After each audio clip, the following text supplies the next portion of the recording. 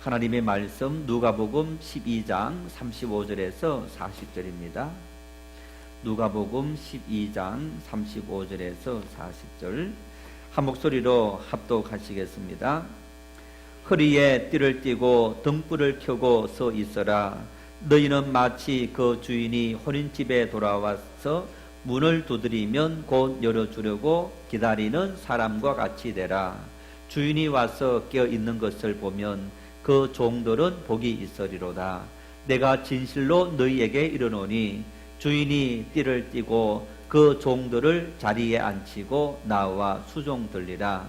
주인이 혹 이경에나 혹 삼경에 이르러서도 종들이 그같이 하고 있는 것을 보면 그 종들은 복이 있으리로다.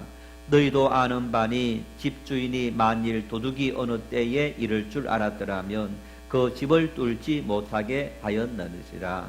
그러므로 너희도 준비하고 있어라. 생각하지 않은 때에 인자가 오리라 하시니라. 아멘. 우리 영상을 한번 보시겠습니다.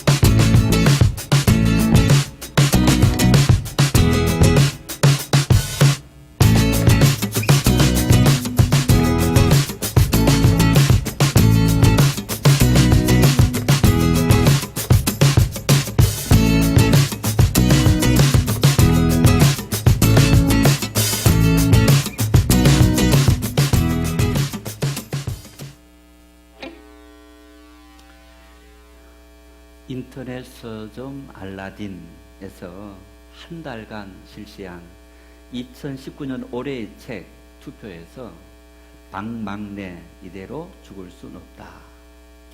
이 책이 선정되었다고 합니다. 특히 10대, 20대와 또 여성들의 적극적인 지지를 받아서 영광의 1등을 했다. 이런 보도가 있었습니다. 알라딘 에세이 담당하는 차장이 이 책에 대해서 이런 이야기를 합니다.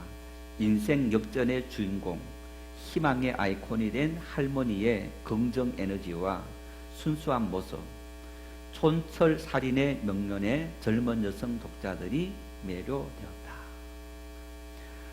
이 책의 부제목이 이런 제목이 붙어 있어요.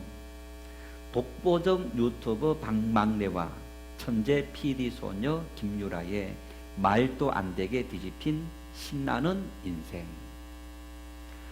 이 책 부제가 이 책이 어떤 내용인지 잘 보여주는 그런 모습인 것을 볼 수 있는데 73세 된 방망래 할머니는 오늘 우리 시대의 60 후반부터 70, 80 어쩌면 이제 진언해다 할 수 있는 이분들의 자화상을 보여주는 그런 모습이 아닌가 싶습니다. 왜 이름이 막내입니까? 7남매의 막내딸이라서 막내라 붙었다. 제가 아는 시골 그 동네에 고향 마을에 말순이가 있습니다. 딸이 굉장히 많은데 하여튼 8째인가 그래요. 말순이 이렇게 이름을 7남이, 8남이, 말순이 이렇게 붙여놓은 집도 있습니다. 참 나중 자식들 어떻게 하라고 이름을 그렇게 붙여놨는지 어쨌든 이름이 막내딸이라서 막내다 그렇게 붙였고 조금 살만한 집이었는데 여자가 공부해서 못하냐 해서 공부도 시키지 않았다는 거. 집안 일만 뼈빠지게 하다가 시집을 갔는데 아니 만난 남편도 바깥에만 돌아다니고 집안 일에 대해서는 나 몰라라 무책임했던 그런 남편을 만났다는 겁니다. 그래서 자신만 바라보고 있는 세 남매를 먹이려고 한 일이 과일 장사, 엿 장사, 꽃 장사, 팥줄부, 식당 이런 일들을 열심히 하다가 용인에다가 작은 식당 하나를 낼 수 있게 되어서 40년 동안 식당 일을 했다는 겁니다. 그런데 이제 이렇게 평생을 자식들 살리고 하다가 하면서 인생이 늙어지고 그러면서 내 인생도 이렇게 살다가 끝나는구나 라는 생각을 했는데 요즘 여러분 우리 건강검진을 하지 않습니까? 이제 건강검진을 했는데 보니까 치매 위험 진단을 받았다고 합니다. 치매 위험 진단을 받았다라는 그 말을 듣고 27살짜리 손녀가 이런 생각을 했다는 겁니다. 왜 할머니가 살아야 하는지, 왜 존재해야 하는지, 무엇을 해야 하는지 그러면서 우리 할머니 인생의 삶의 의미를 정신 잃기 전에, 정신 놓기 전에 한번 찾아주는 그런 시간들을 가져야 되겠다. 그 생각을 하면서 27살짜리 이 손녀가 회사를 그만두고 할머니 모시고 호주로 여행을 떠났다는 것. 아까 여러분 그 글자가 빨리 넘어가기 때문에 못 보신 분이 있겠지만은 저도 이걸 몇 번 봤는데 뭐 이상하게 있었죠, 그죠? 캥거루, 호주 가면 캥거루 많지 않습니까? 이제 그런 캥거루를 이상하게 그 할머니가 발음하는 발음으로 해놔서 좀 이상한 그런 문장처럼 보였는데 캥거루도 이제 보고 또 바닷속도 들어가 보고 하여튼 이 할머니가 그렇게 손녀와 함께 호주 여행을 떠났는데 이 손녀가 할머니와 함께 가면서 뭐 사진도 영상들도 열심히 찍은 겁니다. 그리고 돌아와서 여러분 뭐 평생을 저렇게 하신 70 넘은 할머니가 핸드폰을 보고 아니면 영상을 찾아서 보고 사진을 찾아서 본다는 것이 굉장히 쉽지 않지 않습니까? 그래서 이 손녀가 여행 떠났던 영상 사진들을 편집해서 동영상을 만들어서 할머니가 보기 쉽도록 그렇게 만든 거예요.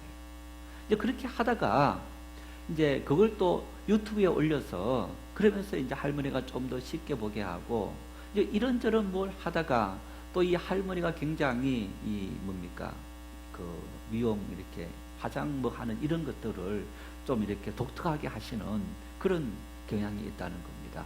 그래서 이제 그런 걸 해서 영상을 하나하나 올리다 보니까 이것이 알려져서 어느 날 100만 명이 이 영상을 시청하는 유튜브를 이제 회원을 얻게 되는 그런 기적 같은 일이 일어나게 된 거예요. 그래서 이 유튜브 CEO도 만나고 심지어 이 유튜브라는 회사를 인터넷 검색에서 구글에서 인수해서 운영하지 않습니까? 구글 본사로 미국 본사로 초청되어서 구글 CEO도 만나는 정말 이런 일까지 일어났다 하는 겁니다. 이분이 막막내 할머니가 귀국하면서 이런 말을 했다고 합니다. 나 새로운 결심을 한 거야. 인생 얼마 안 남은 거 알지만 지금보다 더 열정적으로 살아보겠다고. 늙은이가 재밌게 사는 모습 보고 세계 대기업 CEO가 영감을 받는다는디 내가 더 즐겁게 살아져야 않겠어? 너희들 좋은 기술 많이 만들라고 내가 더 열심히 즐기고 살아볼게. 이런 말을 했다고 합니다.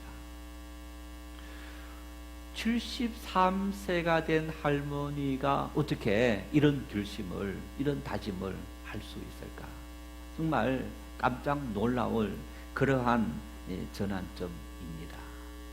어쩌면 여러분, 이 사건, 이 이야기는 마치 소설 속의 이야기 같은 거예요. 우리 현실에 평생을 배우지도 못한 할머니가 뭐 특별한 재능이 있는 것도 아니고, 이런 할머니가 70이 넘어서, 그러면서 어느 날 수많은 사람들이 보면서 정말 이렇게 감동받기도 하고 웃기도 하고, 또 뭐 구글이라는, 유튜브라는 그 회사의 CEO가 초빙해서 같이 대화하는 이런 일들이 어떻게 일어날 수 있느냐.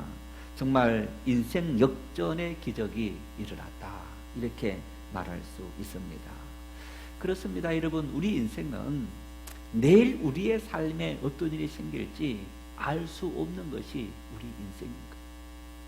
그래서 여러분, 우리는 살아있는 동안에 끝까지 최선을 다해서 살아갈 수 있는 그런 삶이 될 수 있어야 하는 거예요. 목사님, 내 나이가 많아서 그런 말씀하지 마시고, 하나님 앞에 또 우리에게 건강을 가지고 또 내가 일할 수 있고 움직일 수 있고, 그런 때 나에게 주신 무엇이라도 최선을 다할 수 있는 그런 삶의 태도가 우리 인생을 멋지게 만들 수 있게 되는 거예요. 한 가지 쿨해져야 합니다.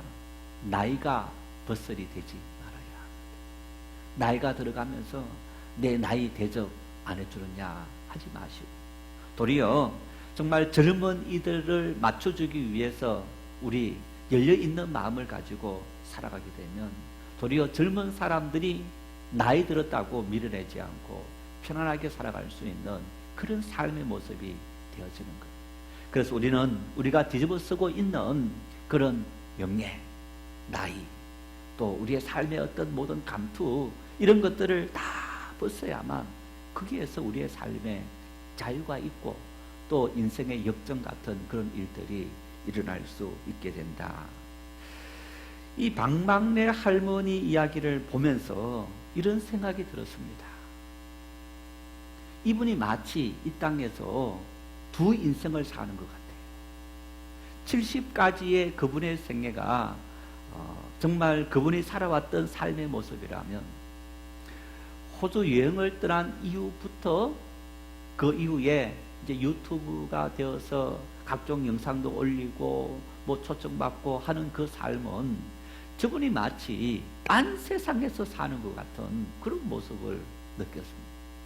그래서 저 방망래 할머니의 인생 후반전, 또 두 번째 인생 같은 이 인생은 마치 우리가 천국에서 살아가는 그런 삶의 모습과 같다라는 생각을 하게 됩니다. 지금 우리가 살아가는 오늘 이 땅에서 우리는 환경이라든가 내 능력이라든가 그리고 관계성이라든가 또 육체의 한계라든가 그런 수많은 일들로 말미암아 끊임없이 고민하게 만들고 눌려 살게 만들고 자유하지 못하게 하지만은, 여러분, 우리가 들어갈 하나님의 나라에서는 이 모든 것을 다 벗어버리고 그곳에는 정말 모든 사람들을 차별하지 않고 또 모든 사람들이 가진 능력을 따라서 또 모든 사람들이 저마다의 길을 발견하고 또 누리며 살아갈 수 있는 그러한 세상이 되어진다 하는 사실, 우리는 그 날이 우리의 삶에 분명히 펼쳐지리라, 그 기대를 가지고 살아갈 수 있기를 바랍니다. 영원한 생명, 오늘 우리가 이 육체를 안고 살아가면서 살아왔던 정말 하고 싶었던 그 모든 일들이 다 억눌려 있었던 이 세상, 이것으로 인생이 끝이 내는 게 아니라 하나님의 나라가 주어지고 그 하나님의 나라에서 우리가 상상하지 못했던, 아니 내 마음으로 꿈꿨던 개그맨들을 보면서, 운동선수들을 보면서, 멋있는 사람들을 보면서 내 인생도 저런 별들 날이 있겠구나. 여러분, 그런 상상 속에 있었던 일들이 앞으로 우리의 삶에 펼쳐지리라 하나님의 나라에서 또한 기대하고 꿈꾸고 살아갈 수 있는 그런 우리의 삶이 될 수 있기를 바랍니다. 마태복음 25장 31절 이하에 예수님께서 천국 비유를 해주십니다. 천국 비유를 해주시면서 이렇게 말씀합니다. 천사와 함께 예수님께서 이 땅에 오셔서 모든 사람을 나누는데 오른쪽에와 왼쪽에 사람들을 분류하는데, 이제 오른쪽에 앉은 사람을 이제 양이다, 왼쪽에 앉는 사람을 염소다, 그렇게 분류하면서 오른쪽에 앉는 이 양으로 분류한 사람들에게 대해서 이렇게 말씀합니다. 내 아버지께 복받을 자들이다. 그러면서 창세로부터 너희를 위해서 예비된 나라를 상속받으라, 이렇게 말합니다. 반대로 왼쪽에 분류했던 염소로 분류된 사람들을 향해서 이렇게 말씀합니다. 저주를 받은 자들이다. 그러면서 나를 떠나 마귀와 그 사자들을 위하여 예비된 영원한 불에 들어가라. 예수님께서 재림하실 때, 예수님께서 재림하심으로 우리가 행한 모든 일에 대해서 이 세상 모든 사람들은 오른쪽과 왼쪽으로 분명하게 분리되어지고, 그러면서 오른쪽에 분리된 사람들은 복받은 자들이고 우리를 위해서 예비된 하나님의 은혜가, 나라가 준비되어 있다라고 말씀합니다. 또 여러분, 그렇지 않는 자들 역시 마찬가지로 영원한 삶을 살게 되는데 저주를 받은 자들로서 또 마귀와 함께 영원한 불에 들어가서 고통 속에 살아가는 이런 삶을 살게 된다. 죽음이 인생의 끝이 아니라 바로 죽음 이후에도 우리에게 이러한 삶이 펼쳐지리라. 여러분, 우리는 이러한 인생 이막이 기다리고 있기 때문에 오늘 우리의 삶에 다가오는 고통과 아픔이라 할지라도 능히 참고 견디고 인내하며 하나님 앞에 설 수 있는 그런 삶의 용기를 분명하게 가질 수 있기를 바랍니다. 어떻게 하면 오른편에 복받은 자들이라고 너희를 위해서 예비된 나라를 상속받으라 라고 말씀하시는 은혜를 누릴 수 있느냐? 우리 본문 40절 말씀을 같이 읽겠습니다. 그러므로 너희도 준비하고 있어라. 생각하지 않은 때 인자가 오리라 하시니라. 준비하고 있어라. 어떤 사람이 하나님의 나라 오른편에 서서 영원한 생명을 얻을 수 있느냐? 인생 이막을 멋지게 살아갈 수 있는 그런 삶을 살아갈 수 있느냐? 준비하고 있는 사람이 그러한 삶을 살아갈 수 있다. 그러면서 예수님께서 오늘 이 본문 말씀을 통해서 오늘 이 본문에 성경 누가복음 12장에는 3가지 비유를 들어주는데 오늘 선택한 본문에는 2가지 비유가 있습니다. 어떤 준비를 하느냐? 36절 말씀에 마치 주인이 혼인집에서 돌아와 문을 두드리면 꼭 열어주려고 기다리는 사람과 같이 되라. 요즘 우리 결혼식은요, 결혼 예식장에서 다 이루어집니다. 뭐 이제 청첩장 보내고 또 모든 준비를 예식장에서 다 해줍니다. 몸만 가면 되는 겁니다. 그곳에서 결혼식하고 패백하고 또 피로연까지 다 끝내버리는 거예요. 뭐 집에서 누구 불러서 손님 불러서 잔치한다든가 그런 일이 없습니다. 그런데 어릴 때 보니까 옛날에 집에서 잔치하는 걸 보니까 집에서 뭘 해야 됩니까? 제일 힘든 일이 음식 준비하는. 마을뿐만 아니고 정말 일가 친척들 다 불러서 잔치하는데 그 잔치 음식을 준비하는데 친척들은 며칠 전부터 와서 음식 준비하는 거예요. 그러니까 벌써 잔치가 만일 뭐 내일이다 그러면 한 3일 전부터 집에는 친척들로 사람들이 그냥 뭐 굉장히 많아지고, 그리고 또 결혼식 끝나면 결혼식 그날 그 다음 날까지 사람들이 찾아와서 축하하고 음식 대접하고 이런 경우들을 봤습니다.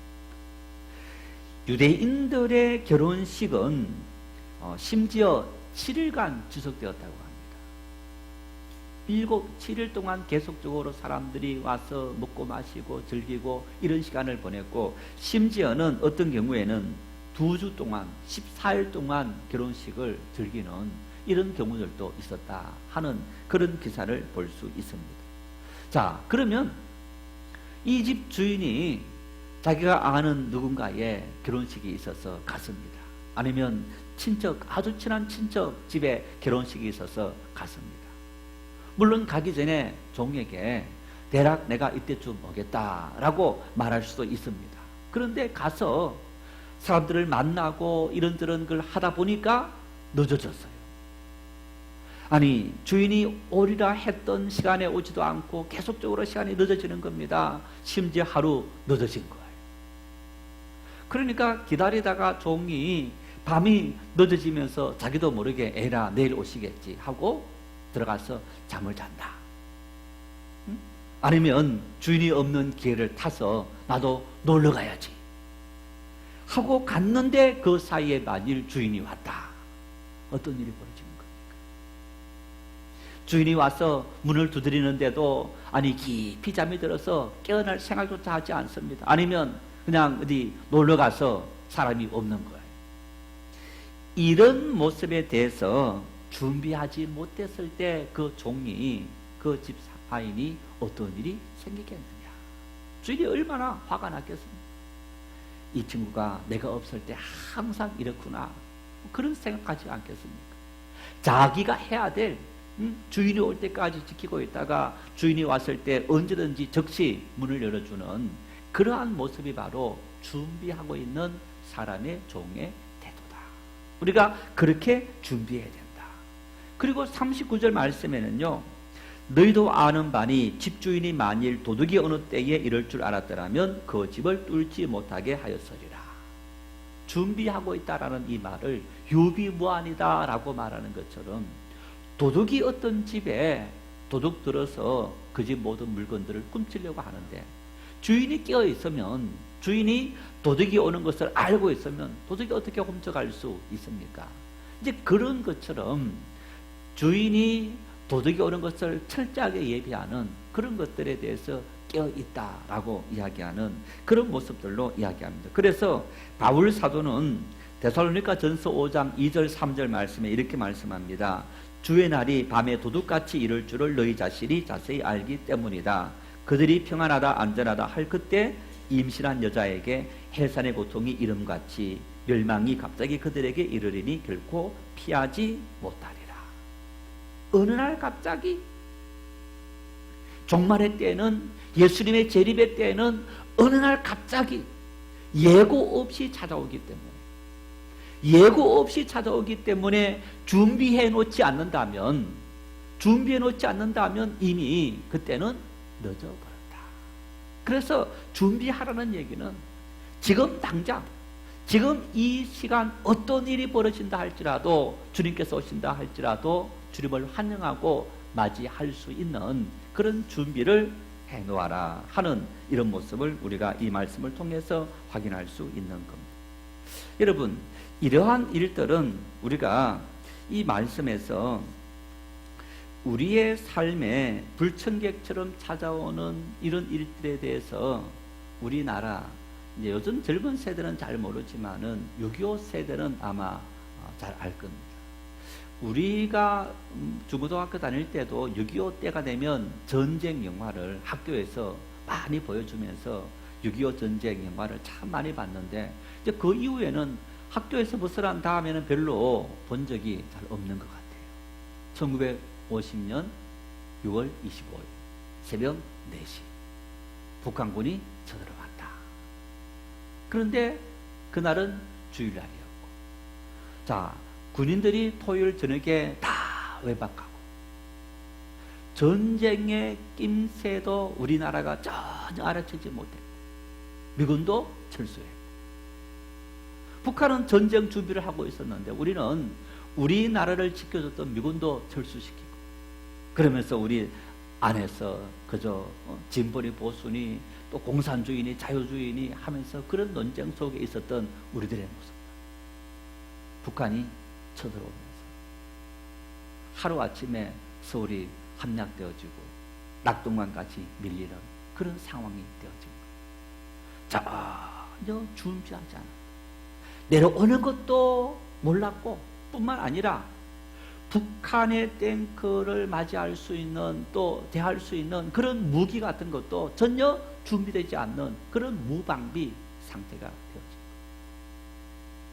준비한다는 것은 적들이 쳐들어올 때 즉각 대응하고 또 즉각 대응할 뿐 아니라 충분히 대응할 수 있는 모든 준비에 완벽을 기한다 하는 이런 의미가 있는 거예요. 그래서 오늘 이 말씀 속에도 예수님께서 너희가 준비하고 있어야 된다. 준비하고 있어야만 주님께서 오실 그때에 우리가 주님을 기쁨으로 맞이할 수 있는 그 삶이 되어진다. 그러면 어떤 준비를 해야 할까? 어떤 준비를 해야 될까? 지난주에 누가복음 12장 말씀을 함께 나누었는데 한 사람이 예수님을 찾아와서 자신의 형에게 명해서 유산을 나와 나누게 해달라 그런 요청을 했을 때 예수님께서 누가 나를 너의 재산을 이렇게 나누게 해주는 그런 사람으로 세우느냐 라고 하면서 예수님께서 이 사람에게 오늘 밤에 내 영혼을 도로 찾으리니 내 준비한 것이 누구의 것이 되겠느냐 하는 한 부자 비유를 들면서 이렇게 세상 물질에만 관심이 있는 예수님께서 말씀하시는 그 큰 은혜를 받고도 하나님의 나라를 바라보지 못하고 영생을 생각하지 못하면서 오로지 물질에만 매여 있는 그 모습을 보고 그 사람에게 너가 그렇게 추구하는 이 모든 것들이 너 영혼이 사라지는 순간에 누구의 것이 되겠느냐? 아무 소용이 없는 것이 아니냐라고 말씀하시는 이 모습을 우리가 볼 수 있습니다. 그러면서 예수님께서 제자들에게 너희는 이 땅의 것에 매몰되지 말고 그의 나라와 그의 의를 구하는 삶을 살아라.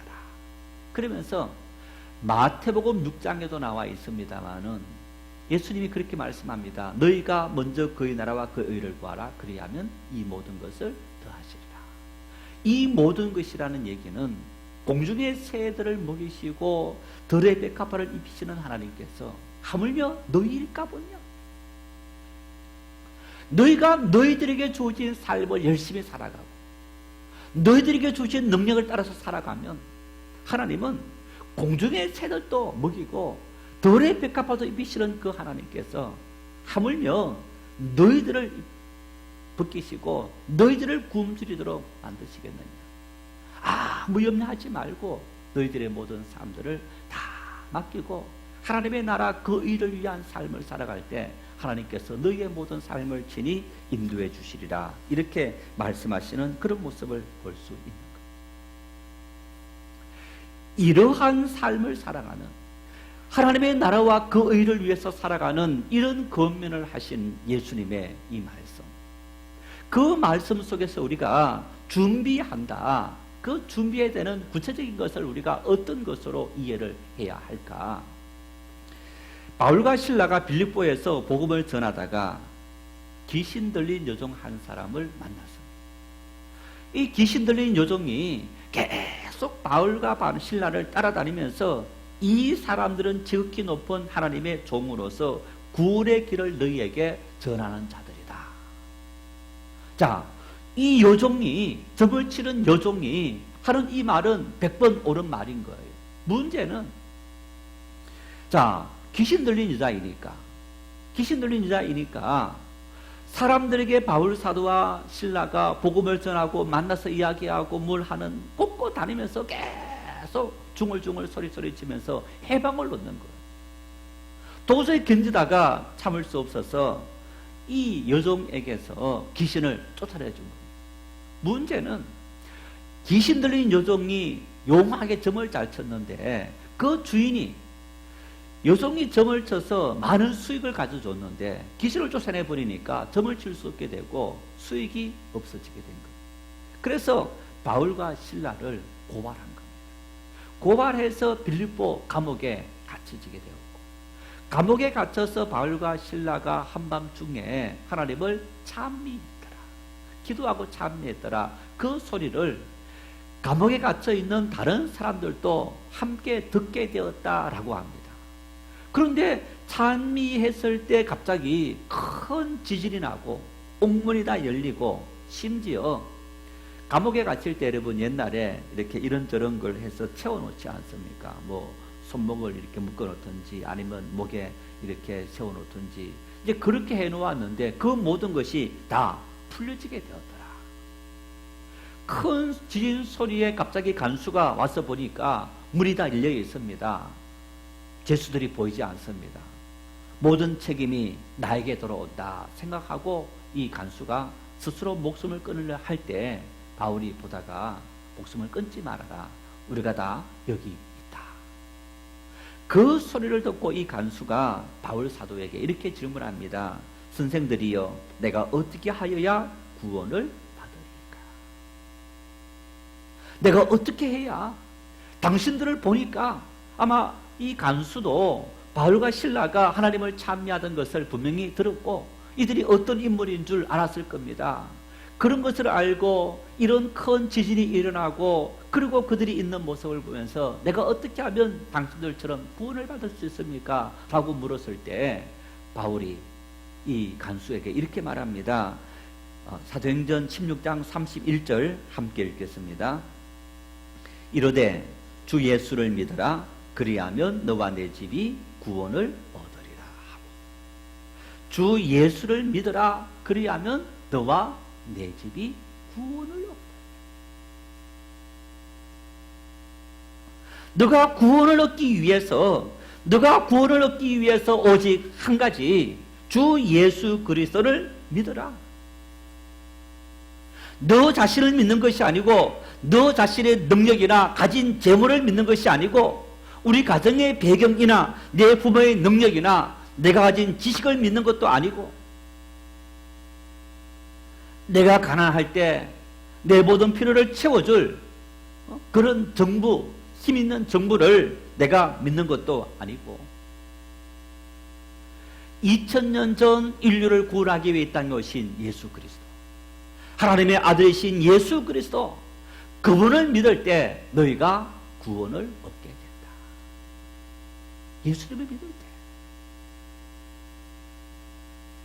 여러분, 예수님 믿으십니까? 예수님을 나의 구주라 믿으십니까? 나는 예수님 믿고 영원한 천국으로 가면서, 그리고 때가 되면 하나님의 나라에서 영원한 안식을 누리고 내 인생 제2막을 시작할 수 있는 그런 기회가 나에게 주어지리라, 그 확신이 있으십니까?